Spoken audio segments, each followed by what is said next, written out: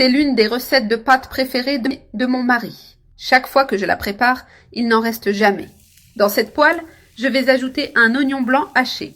J'ajouterai aussi 3 gousses d'ail bien hachées, ainsi qu'une tomate rouge épépinée et également hachée.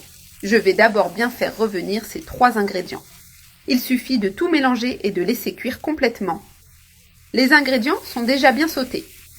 Maintenant, j'ajoute une cuillerée à café de sel, une cuillerée à café de poivre, une cuillerée à café de paprika fumé et une cuillerée à café de condiment balano. Cependant, vous pouvez utiliser le condiment que vous avez chez vous. Ensuite, il faut bien mélanger pour que les saveurs s'intègrent dans ce sofrito qui a une saveur exceptionnelle. Le goût de l'oignon sauté avec la tomate est vraiment agréable. Je mélange bien toutes les épices. Maintenant, j'ajoute une demi-tasse de sauce ou concentré de tomate.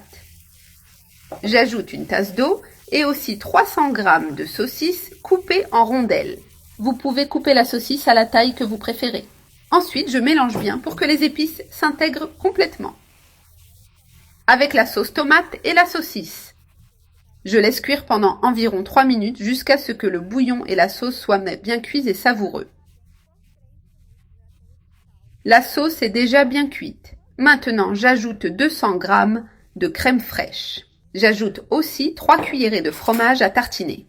Cette recette est merveilleuse. Tu ne regretteras pas de la préparer chez toi. Ces ingrédients apportent une saveur spéciale aux pâtes. Ensuite, je mélange bien la crème et le fromage à tartiner, jusqu'à ce qu'ils soient complètement intégrés.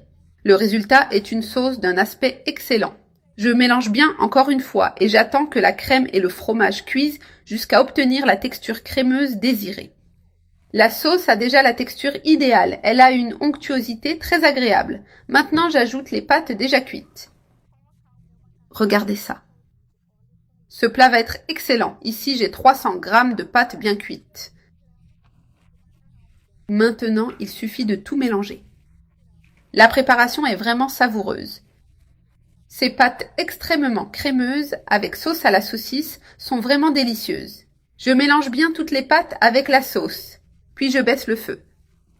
Maintenant, je mets des tranches de fromage dessus. Je ne vais pas en utiliser beaucoup, je vais en ajouter seulement 4 tranches, juste pour rehausser le goût et apporter de l'onctuosité au plat. Je les dispose de cette façon. J'ajoute aussi un peu de persil haché sur le fromage, pour donner une touche spéciale de saveur. Maintenant, il suffit d'attendre que le fromage fonde et donne de l'onctuosité au plat. Le fromage a déjà complètement fondu sur les pâtes. Regardez la texture crémeuse de ce plat. Le goût final est vraiment excellent.